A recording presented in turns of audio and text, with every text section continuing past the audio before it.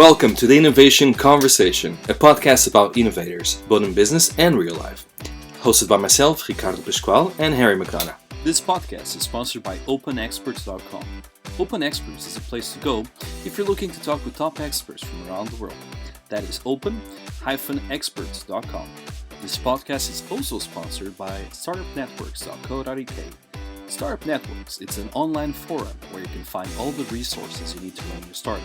From grants to investors to tips and tricks on how to be successful in your startup. Hi, and welcome to another episode of the Innovation Conversation. Today we are joined by Laura Iriarte. Laura, welcome. Hi, Ricardo. Thank you very much for this invitation. And I'm very happy to be here. It's a pleasure having you here. Laura, would you like to introduce yourself to the audience, please? Sure. I am head of PR and communications at 0100 Conferences. We organize networking opportunities in the investors world, right? So we work in the private equity and venture capital industry. And I also have a podcast, the ESG and Impact Talks, where I talk to investors about these topics. We release an episode every 2 weeks. So I'm very, very passionate about these topics. Interesting. And, how did you get started in this industry? Well, actually, I've always been always part of the financial services world, right? I started 10 years ago, actually, working for the Banks Association in Chile. Mm-hmm. And while doing this, I also started a course on community relations in the extractive industry, mm-hmm. which is very specific, right? But I was living in Chile. I even did a project on financial inclusion in the mining industry. I was very passionate. I've always been very passionate about this. I had worked in sustainability for many years for an airline, then in Chile as well, for a bank in the Banco de Chile, which is the largest bank in Chile. And my job was, I was in charge of the financial inclusion strategy for the bank. I've always done it from the more of the commercial side of the financial services. And last year I joined the 100 conferences and went directly into the investors world, right? Okay. And even though it's all about the financial services industry, this is a very specific, very niche world. And I really love it because it's the one that actually makes the decisions on where this world is heading to, right? Mm-hmm. Where VCs and private equities invest, is where the innovation is going to happen, right? How did you find the transition? Was it easy? Was it hard? Well, I had 3 years of doing a different thing, away from the financial services world, and it made me realize that I really like this industry. So I think the transition was that. I didn't transition from doing financial inclusion and financial wellness into the investors world, but I did this other transition, which was from the financial services world to this other design and innovation world, and then coming back to the financial world, Yeah. And I think that I've been learning a lot because I know in general I have an MBA from Business School. Mm-hmm. It's a very entrepreneurship oriented school here in Spain. Mm-hmm. So I did have a lot of venture capital and classmates, and a lot of people from my generation either founded a company or went to work for a VC, Mm-hmm. So I did know a lot about this world, but I didn't actually dived deeper, Yeah. And now I'm all in, and not only but I'm all in from what I like, that is the ESG and impact part, So I'm more than happy. When you talk with investors, how concerned are they with the whole ESG thing? Are they is it something that they actually look out for, or is it still something on the back of their mind overall? Well, it depends, no? And one thing is ESG and another thing is impact. And I talk about both topics. And it depends on the type of investor, right? If you talk to a VC fund, that's an impact one. I mean, the level of conversation, it's completely different to another that's more generalist and that's actually like more ESG focused, you know? I think the industry as a whole, it's very, very, very concerned about this because they have to. The regulation is asking them to start doing something about it, right? You know, you have like this whole CSRD, and then you have this whole SODR here in Europe, and they have to actually make sure they are being compliant with the regulation. No, I haven't had conversations yet with funds or investors from the US, for example. Right. I did have the chance to talk to European funds that invest in the US. And I can tell you that they do struggle with portfolio companies in the US and with LPs. I mean, with LPs in the US, it's not a struggle, but the conversation is different, right?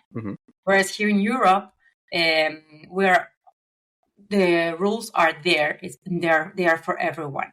No, they are not easy because they are new, they are changing, but at least you have them. So we are all going and like towards the same direction, kind of, you know? But when you think about like on a more international level, okay, yeah, you have the US, but then you also have another emerging countries, no? Where the challenge is different, no? And investors are either raising from these countries or investing in these countries. So it's very complicated. For example, if you're an investor that raises money in Europe, it's very hard for you to deploy it in Latin America. If you have all this regulation, if you are, for example, an SDR Article 9 fund, you know, you cannot. You need all this data to be available for you to report, and it's very hard to do it like in a market like the Latin American market, where this is not a priority and the rules are not the same. So I think this is a very interesting topic, and it's gaining more relevance. And it's also very confusing at the same time because of the new regulation. I think that everyone has like a different approach to it. And that's what the whole new regulation is trying to like clear up a little bit, no? Like to make sure that we all speak the same language and we're all on the same page when it comes to talking about impact and ESG. I was just wondering, because I normally talk with a lot of startups, and they always curious on how hard it is to actually get investment from other countries and other regions.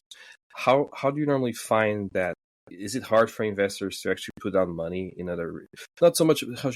Is there any advice you can give to startups if they want to get some money from European investors that are building something that is really impactful, it's really going to change the world, but they just don't happen to be in Europe? They happen to be in Latin America. Is there like a magic pill or formula they can do or take? Well, European investors, they have very they have to be compliant with the European regulation and with what their LPs are asking for, you know? So if you're a Latin American company, maybe you should also like make sure that you understand what they need and what they have been requested from their LPs, you know? That way you can actually maybe give them the idea that you will be able to deliver that information, you know? I think that could be an option, because in the end, it's about the capacity of the VCs to actually like deliver and report the ESG data that they need to report. No, I mean they have to be compliant, otherwise they cannot like get the money. And nowadays it's very hard to get the money. So Like it's like this cycle, right? I mean, if you want to be compliant, you have to do this, and, Mm-hmm. and if you want to do this, then you have to look for companies that are able to actually help you in this transparency data. So yes, it's complicated. I was just about to ask you, are you finding it that most companies complain that it's actually very hard to get money right now? Or on the contrary, it's a good moment because everyone's talking about these topics? Well, it's very hard to find money, like for everyone, right? Not nowadays, since like last year was a disaster in terms of fundraising, and I think this year is also being very hard. I mean, I see it at every conference that we organize, and there's a big need for fundraising, and LPs are being very, very careful about it, and it's tough. I can say that the people that I've talked to that do more impact investing, they say, yes, it is hard, but we feel it's less hard for us, like they might have it a bit easier, but under the idea that it's very hard right now, So because there's this need, I mean, there's this climate, the climate change, there's this energy transition. These topics, I mean, they're just like starting. So many institutional LPs and entities are really looking for ways to take a part in this and invest in solutions that will actually tackle climate change and help us to build a more sustainable world, right? So probably that's the reason why they have a bit more they have it a bit more easy, but it's still very hard. And how, from companies from within Europe, are there any limitations? Because obviously I'm based in UK, I know you're based in Spain. Do you find that, for example, for British companies, is it hard to get funding in Europe, or the other way around? How is that happening? Or not at all? Or it's not an issue? Well, I think that in general, European VCs are very pan-European, they invest all across Europe. Well, about UK, I cannot give you, I mean, I'm not sure. I have spoken to people that invest only in UK, but when it comes to the rest of Europe, most VCs invest in all across Europe, Europe. They start maybe focusing on their own countries, but then they end up, if they want to grow, if they want to find the best startups and also raise funds from other places, they start investing and fundraising all across Europe. Interesting. And is there, when you talk with all these VCs and stuff, did they ever tell you, if a company does this, I'm never going to invest in them? Or if they do this, I'm 100% going to invest in them? Is there any red flags they always tell you, I'm always on the lookout for, or stuff like that? Well, more than red flags, it's about a company founders have to know that all VCs have their own strategy, right? So you have to do your homework. Go to their website, see what they have been investing in, and try to adjust your pitch to what they actually are looking for. Sometimes founders just throw themselves to anyone, and in the end, that's annoying for the VCs, because they are always they are always being maybe chased by too many founders. No, I just attended South Summit last week, here in Madrid, and well, I mean, the ones that had the investors tag, they were kind of a bit overwhelmed, because there was all these founders with these great ideas trying to get in touch with them, but in the end, if you are you're pitching your, I don't know, AI solution to climate tech, fund that only invests in whatever, like that's not AI related. I mean, you're just wasting your time and their time as well. Yeah. Yes. So you have to do your homework, and of course, I did hear. I mean, actually, from a conversation I had, I don't remember when, someone told me that they have to actually prove that they know what they're talking about. Mm-hmm. So if they don't, if they don't know what they're talking about, or they show any like ignorance on the topic they are pitching, that's like okay, red flag, goodbye, because it's very complicated, and the more specialized the VC, the harder it is for a founder to actually talk to the VC, right? Yeah, of course, yeah. But it does make sense. I mean, you wouldn't want to have a founder in an area they don't fully understand, and then to have them run the company in an area they don't fully understand with someone else's money. That's a recipe for disaster, right? That's not going to work out well. And this is coming from like top down, actually, because there are more and more LPs that are very specialized. Like I have interviewed an LP that only invests in he only invests in biotech, Okay. So, and he knows about it and he's an expert on it. So imagine if he only invests in VCs that do this. So for him to talk to the VC, I mean, the level of conversation that they are going to have, yes, it's going to be very high. So the VC's level of conversation with the portfolio companies has to be that high as well, And I've spoken, for example, I've heard some family offices saying, like, we don't like generalists because we need people to actually like commit to a sector and specialize, because that's the way you can actually think that or say that they really know what they're talking about, Yeah. But this morning I had a conversation with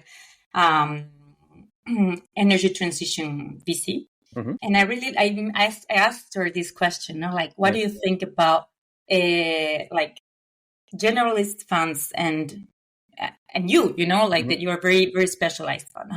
What's your take on this, And she did give me a really great answer. She said that, I mean, they are very specialized, and these very specialized funds are kind of new, because then you have other VC funds that have been around for 20, 30 years, and have invested in many, many companies, had heard thousands of pitches, So they know a lot about like startups.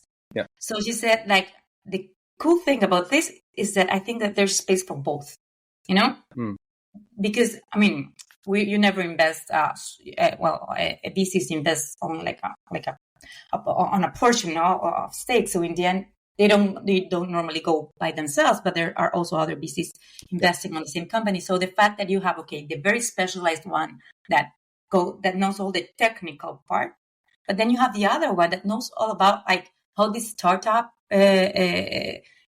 ecosystem and how founders work, etc. is also like a good. They complement each other, which is a point of view that I didn't have before this conversation this morning. So I think it's very interesting, like to speak to people and ask these questions and understand like there's a space for everyone, But we need founders to be very prepared and passionate about their topics, And when you're passionate about something, you do a lot of research, you read about it, you talk about it, you like you really care for it. Do you think it's hard to get into the VC world, to start working as a VC, or to actually get your foot in the door overall? Well, I think now it's very hard, at least harder than it was like a few years ago, right? When there was a lot of money and a lot of opportunities to actually raise money. I think now it's very hard, and only those that had like a really good strategy are the ones that are being able to still to keep fundraising and in the long term are the ones that are gonna like stay around, right? I think it's being a VC it's very hard. I'm not like entering the world, I don't know. I haven't thought about it, but being one, it's very hard. I mean, I see them at our conferences, and it's because of the fundraising, right? That's a very tough part. And it's never, I mean, and it's always going to be there, right? You always need to fundraise. Like maybe, you have to stop fundraising that much when you are already ready with the fund, but then you'll be fundraising again, So you have to know how to do it. And I think that's that's something that some VCs didn't know before, because it depends. I think, what's happening here in Spain, for example, from the conversations I have had, is that many VC funds, they were small. They had their their LPs, very like their loyal LPs. Yeah. So they will always get the funding. But when things got harder, and in order to also be able to grow, we had to start going out and fundraise, and this is something kind of new. You have to learn, know how to do it. It's not easy. I always say it reminded me to the times when I was a business journalist working for a newspaper in Chile, and I had to basically chase all the CEOs from the companies that I wanted to talk to, you know? So when you're fundraising, this is kind of similar, they have to chase the LPs, and that's very hard. It's not easy. And you have to have a really a personality that can, you cannot be shy, because if you're shy, how are you going to approach this person? You have to be very genuine, but also people have to trust you, because in the end, they're giving you money, right? So they need to trust you. You're going to ask them for money. So you have to be very patient, because it's not like you're going to ask for money today and you're going to get the money tomorrow. It's about building relationships, and these relationships can take years, 2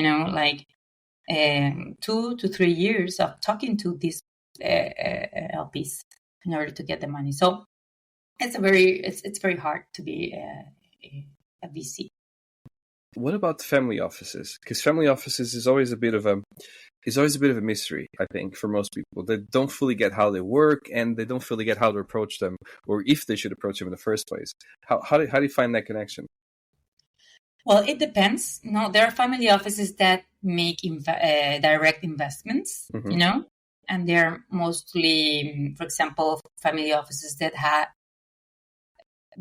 made their wealth with their specific business in a specific industry, or many also other, for example, tech entrepreneurs that made their own wealth as well. So I think that you have to do research. It's not easy, because there's not that much information available out there. But you can always find some. Talk to people. Of course, there are other family offices that invest in funds. They are, and because of I think it's also related to knowledge, right? If you don't know that much about something, you can do it through a VC or through a private equity, right? Because in the end, they do know. So you kind of lowering the risk, whereas when you invest directly, you are putting your money into something that, if it works, it's awesome. But if it doesn't work, you just and you might not know that much about it, no? Yeah. But we have been working a lot with family offices, and there are more family offices interested in investing into the alternative assets world, and private equity, buyout private equity and venture capital it's one of these new spaces for them to invest in, But yes, it depends. It depends, but you have to do the research. Yeah, because there are bigger ones, there are smaller ones, there are, there are multi-family offices. It's a very, as you said, it's kind of like a very I don't know, unknown world, right? Yeah. But it's growing. I mean, there are many family offices that do a lot of impact. They care. I mean, actually, there are many. For example, I have the opportunity to talk to fund of funds that only invests in ocean solution, VCs. Like VCs that invest in Very companies specific, yeah. that generate or create solutions for the whole like ocean issues.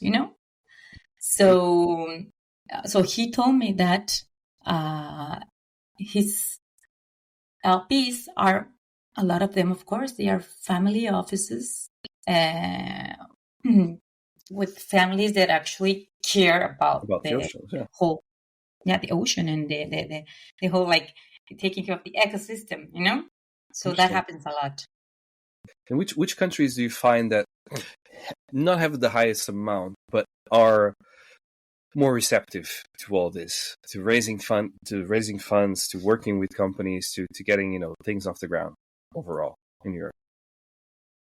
You mean like do you think, for example, the Spanish market is good for companies launching startups, or they should actually go and look out for investment in other countries?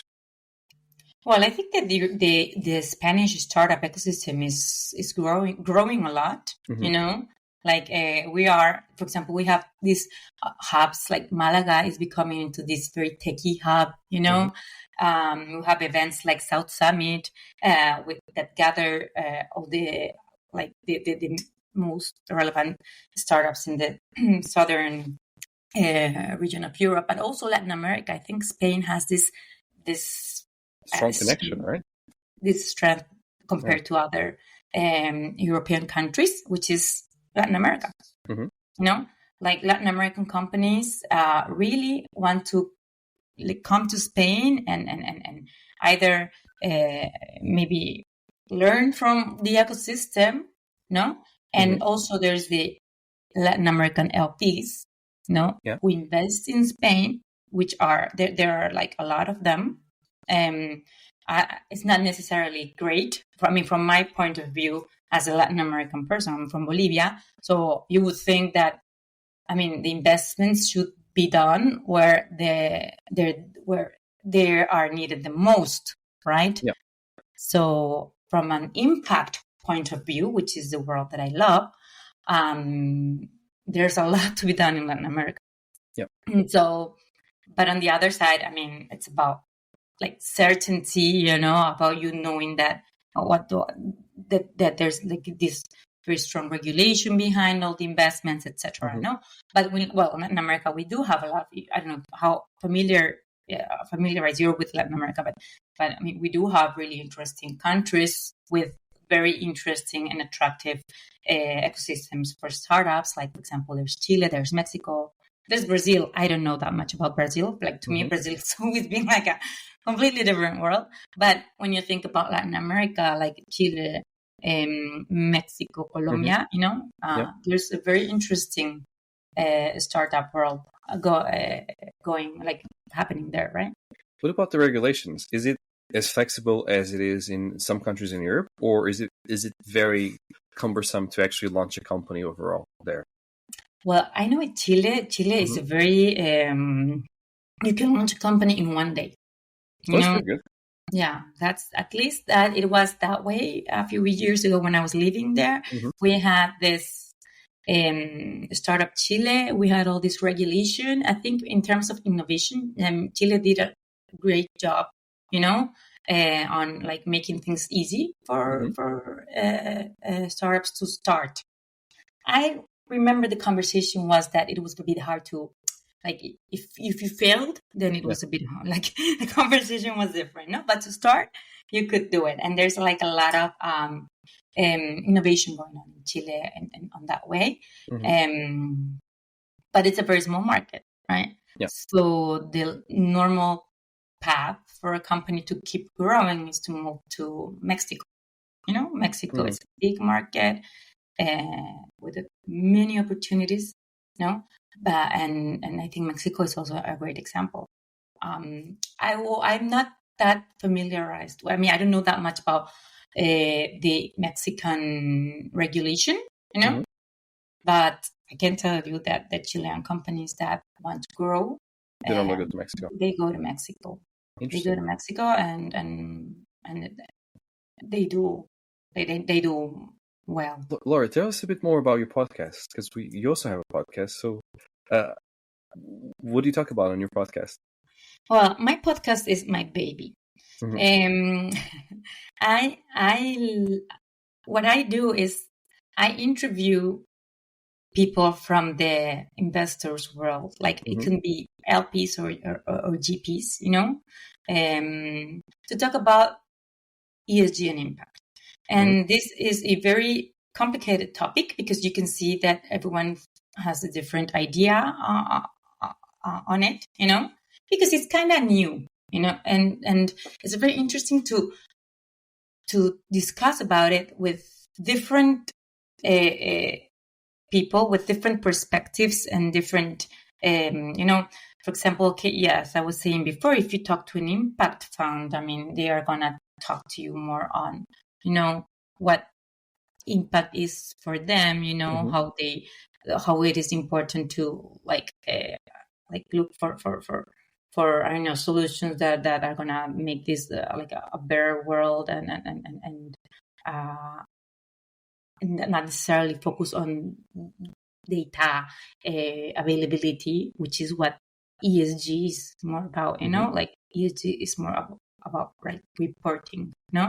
It's about your ability to gather the information and show that you are doing something about these environmental, social, and governance issues, but it doesn't necessarily mean that you are like that you care that much about impact. Yeah. I mean, there's this example that one of my interviewees gave me once, and said that, for example, Shell, Shell has a very great ESG performance. They are actually like top 5 in ESG reporting, but they are an oil company. So, but they do really good job in delivering the data, like they do. And that's the thing, like they are very good in gathering, delivering, and maybe measuring, but in the end, they do what they do. Yeah. So that's a little bit like the difference. And I think that with this whole like greenwashing, there has been a lot of misuse of ESG, misuse of impact, and these topics and terms that are very important are now being like mainstreamed, and everyone uses not them. mainstream, but they are being like under scrutiny. Yeah. I mean, you see what's happening in the US. Like, I mean, you don't want to say. I mean, some people, rather not say that they care for ESG because it might be bad for you to do it. So, and it's because we are like, because of all this like greenwashing, because of this lack of understanding and of agreement on the terms. But for example, there's this ESGVC here in Europe that it's like a group partnership of all the most relevant VC funds in Europe, but worldwide now. I mean, it started in Europe, and what they do is they are trying to set some ground rules, some maybe basic information and frameworks for founders to be able to report ESG data. Because the problem in the VC world, in the startup world actually, is that you cannot ask a founder to be compliant with the regulation if they don't even know like Like, for What's the example, regulations look like? if you ask them, what's your diversity and inclusion policy? And it's like, okay, you have people, like, it doesn't make, and they have to start kind of like not making up, but just trying to fill in the blanks with whatever information they can actually have or come to their minds, instead of actually thinking of what is our approach. I mean, or what can we do about this, like environmental, social, and governance issues from our company, from with our, from within our business, like from within their business that we are in, and what we are trying to do, instead of trying to like make up and say,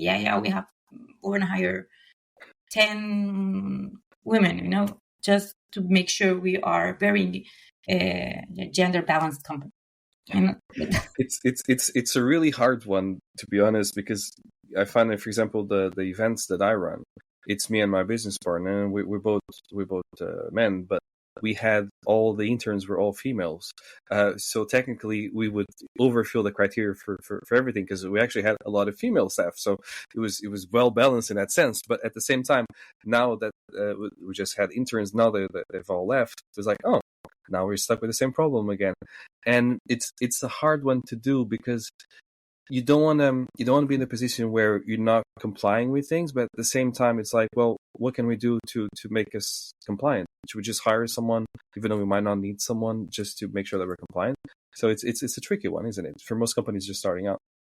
Yeah, and then if you analyze your own information, like with a like ESG lens, right? And then, okay, yes, you have you have like you're very gender balanced, or maybe you have even more female employees than male. But then if you go through the numbers of seniority, then you're not doing well, Exactly. So it's very complicated, but in general, I think that what ESGVC is trying to do is to give like frameworks for portfolio companies in general, to actually report on what's relevant for them and at the point that they are, and you were mentioning AI at the beginning of the conversation, or when we were not recording yet.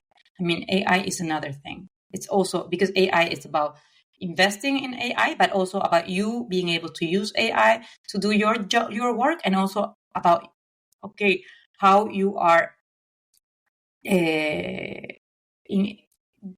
how careful you're being with AI in your own company, like setting up ground rules now, so in the future you don't have problems, So I think that's another topic that I know that ESGVC is trying to give founders some base knowledge, And what's interesting about ESGVC is that they started because many of their portfolio companies were asking them for help on this, And this is, and that's the thing, like they do want to do something about it, but they don't know where to begin.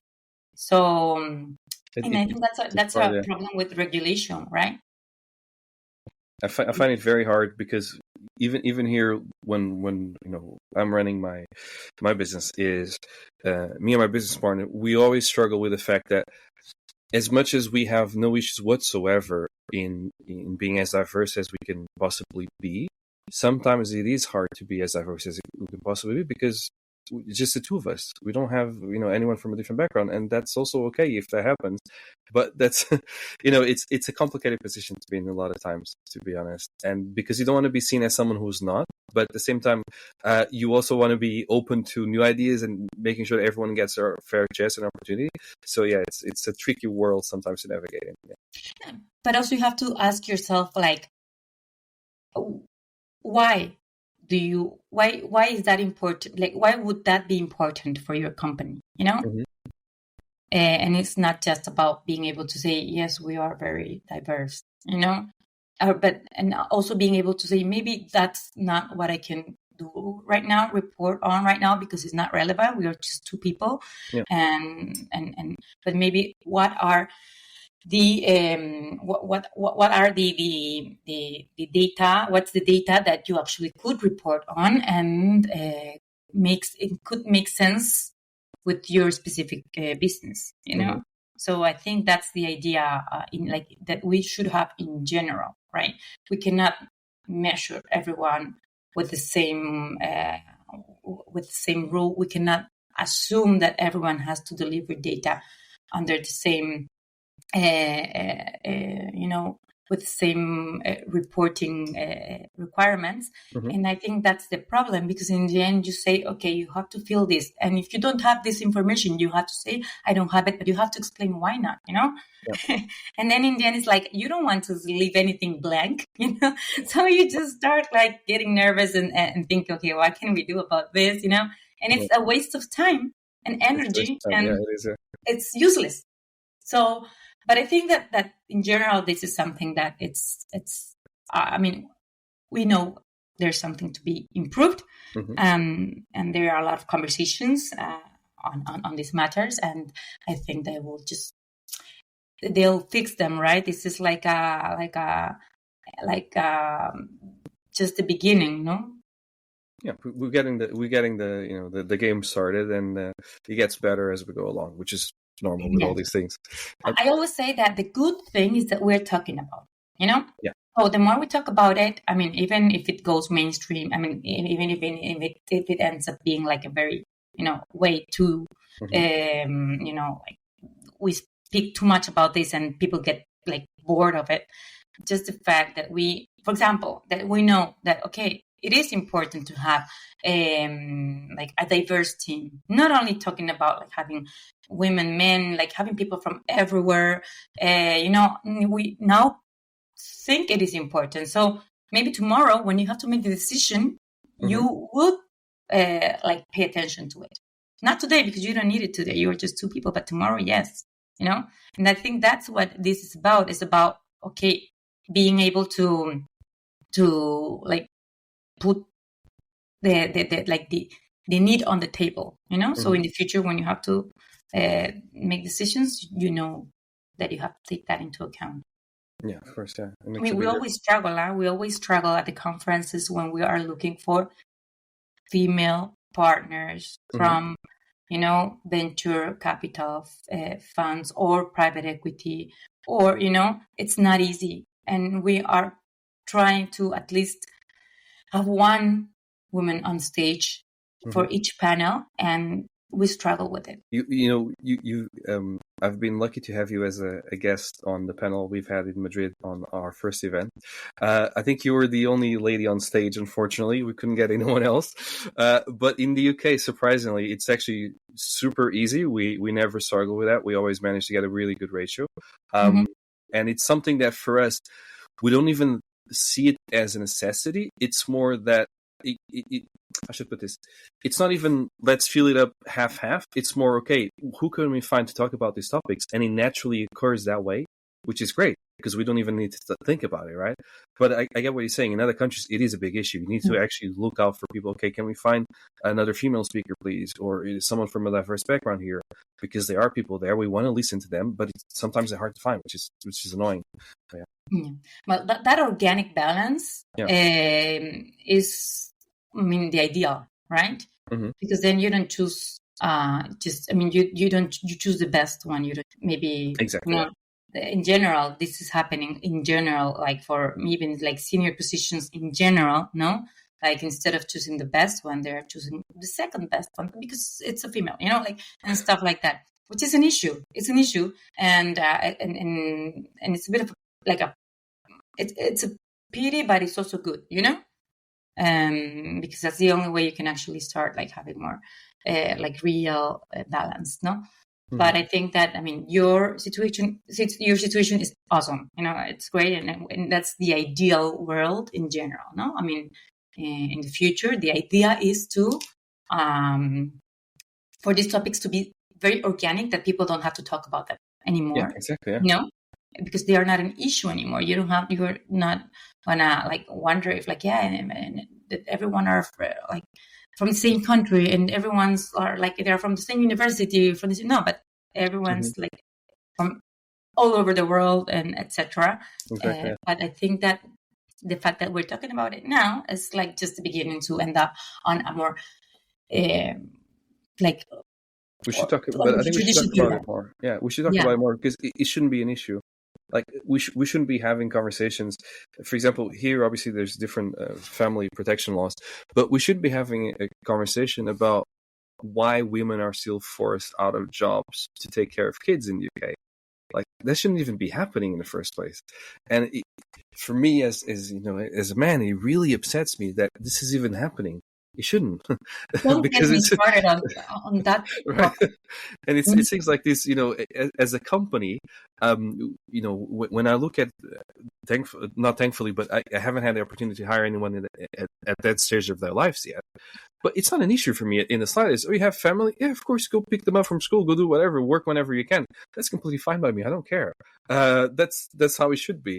But yeah, I guess for other companies, it's a big issue. But yeah, no, but it's not in the UK and like everywhere. You know, like this conciliation. It's like a myth. You know, it doesn't exist.